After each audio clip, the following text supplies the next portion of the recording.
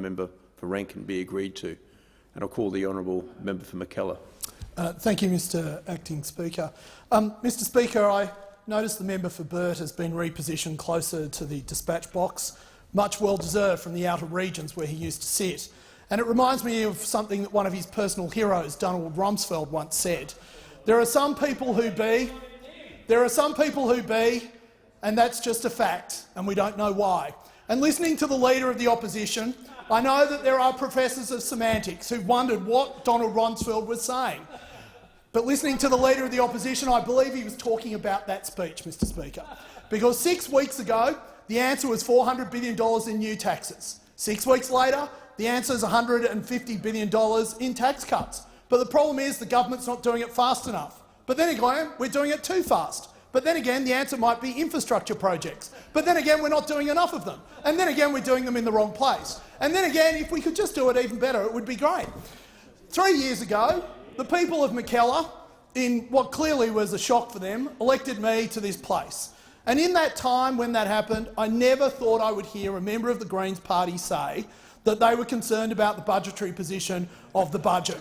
But that today changed, Mr Acting Speaker, because the member for Melbourne has become a fiscal conservative in line with the best. He's showing Kevin Rudd up to be something that he never really was in the first place, Mr Acting Speaker. And he's concerned that we're not giving tax cuts enough because, you see, inequality's gone up, but it's actually down. But soon it'll be up again. But then again, we should be spending more on education because we're only spending record amounts now. But if we spent more, then something that isn't would be, and then we wouldn't need to worry about it at all. With an opposition like that, who needs frenemies, Mr Acting Speaker? Because the truth is that this parliament should pass this bill, should pass these tax cuts as quickly. Because what is the point of elections? What is the point of elections? If we put policies to the people and then we let them decide, and then this parliament decides to not pass them. It is good economics. Lower taxing countries are countries where there is more hope and more opportunity for the people who live in them. That's an important thing. This government is in favour of hope. This government is in favour of providing more opportunities. Lower taxes incentivise innovation, because if you are going to take a risk, it is important that those risks get rewarded. Lower taxes mean that people who take a risk get to keep more of the fruits, for what they have sowed. It reverses bracket creep. The member for Melbourne is concerned. The member for Melbourne is concerned about inequality. Well, what about the inequality of bracket creep, where when you work harder, you get less money because the government is taking more money? This reverses that. It provides stimulus that the RBA governor is demanding that this parliament provide.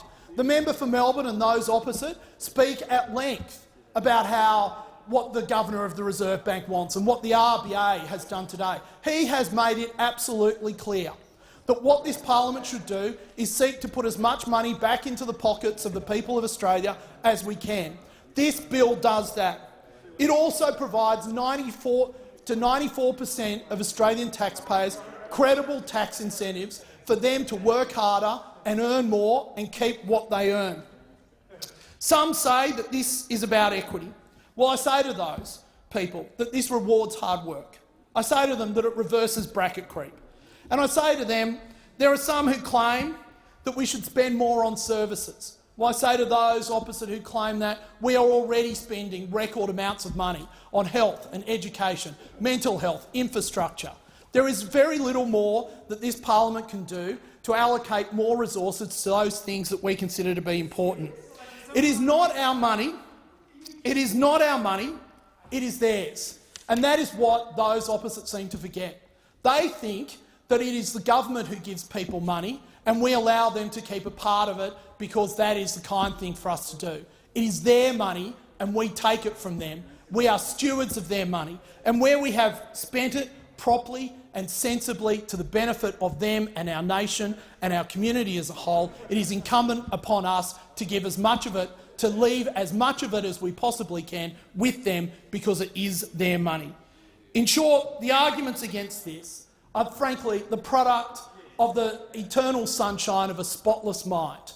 This is good economics. It is the right thing to do democratically, and it will make this a fairer and better society.